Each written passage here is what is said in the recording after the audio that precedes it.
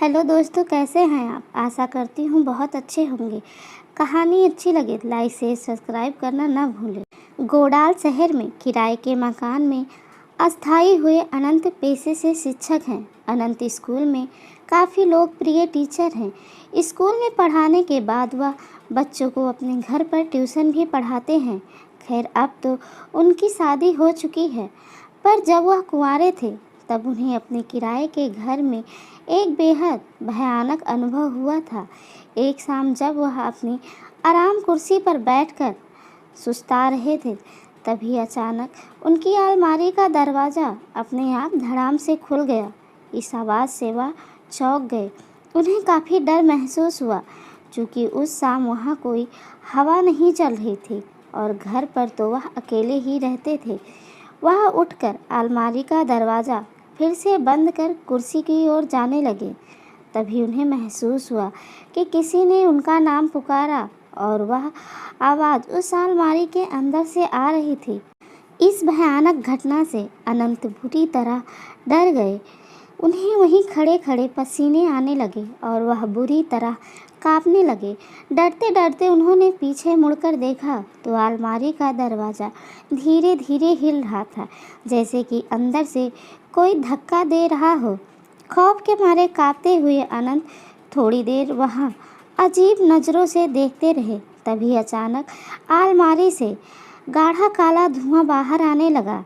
यह सब परलौकिक घटनाएं देखकर अनंत की चीख निकल गई। अनंत दौड़कर घर के बाहर आ गए और सारी बातें अपने पड़ोसियों को बताने लगे। अनंत के पड़ोसी उनके साथ घर में दाखिल हुए और उन सब ने वहाँ जो भी देखा उसे देखकर सबके होश उड़ गए। कमरे की छत पूरी तरह से काली पड़ चुकी थी। अलमारी के दोनों दरवाजे उखड़े हुए थे और सारा सामान नीचे ज़मीन पर बिखरा हुआ था। लोग कुछ समझ पाते इससे पहले ही वहाँ रखी अलमारी धड़ाम से ज़मीन पर आ गिरी। अनंत के साथ साथ अब सभी लोग इस भुतहा अनुभव से घबरा गए और बाहर की तरफ भागे।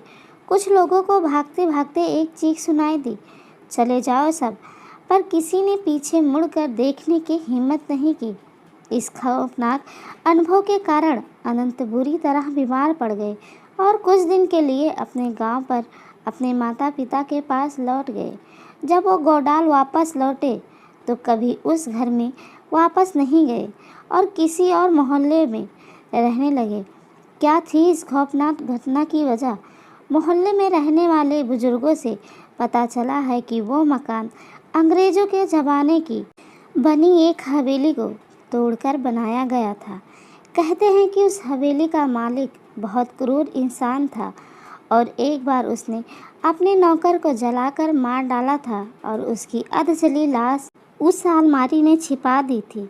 मकान मालिक ने कभी वो अलमारी प्रयोग नहीं की थी, लेकिन अनंत राजनाथ के मांगने पर उन्होंने वो अलमारी उसे दे दी थी और शायद इसी कारण नौकर की आत्मा नाराज़ हो गई और ये खौफनाक डरावनी घटना घट गई।